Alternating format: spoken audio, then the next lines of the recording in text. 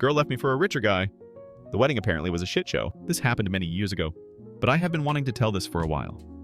Back in the happy-go-lucky days of the late 1990s, I had a college girlfriend, Courtney, and like many a young man, I thought she was the one. That turned out very inaccurate. Courtney decided to start seeing someone else, Mike. However, she neglected to tell me about it and started seeing Mike while we were still a couple. I knew of him, mostly that his dad was rich and he was destined to follow in Dad's footsteps and attend Harvard Law and work at a prestigious law firm, which he ultimately did from what little I have heard over the years, but that is for another day. Upon graduation, all three of us were in the same year, Courtney and Mike decided to break the news to me that they were engaged. When I asked very loudly why, Courtney just shrugged and said she needed a husband with prospects, translation money. And to add the cherry on top, the job that I was offered upon graduation announced there was corporate restructuring and the position had been eliminated. So I did what any recent college graduate with whose job plans disappeared and whose girlfriend just ditched him for a richer guy. I joined the Army. I thought I would do this Army thing for a few years before figuring something out. But by the time I finished with OCS, Ranger School, and assigned to a regiment, it was September 2001.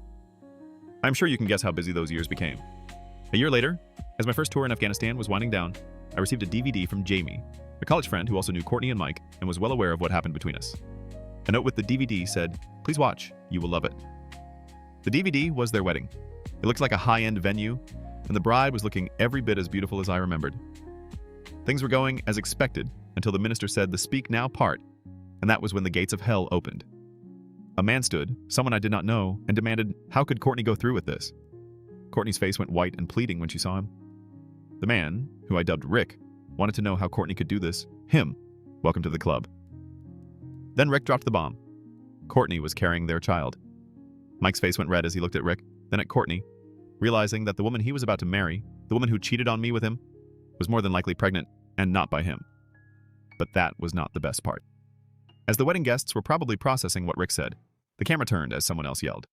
This time a woman, dubbed Mary, who was very pregnant herself. Any shred of moral high ground Rick had was gone when Mary cradled her belly and demanded to know how Mike was going to take care of their child. The DVD ended with the parents of the not-wedded couple pulled their respective kids aside and left the venue.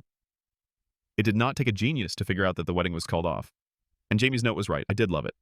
It made my day to see the woman who carelessly broke my heart so publicly embarrassed. I showed it to my comrades who found it hilarious. Over a year later, this time in Iraq, that DVD would provide some joy on days when shit had really hit the fan. I only heard bits and pieces of what happened after the ill-fated wedding. As I said earlier, Mike did go on to be a lawyer and apparently did well. Courtney got a job and went on with her life. I can only guess that they wound up with the other person, or at least raised their kids. Beyond that, I know little, and care even less. As for me, I stayed in the Army. I would return to Afghanistan and Iraq more than once. I would serve in places I am still not allowed to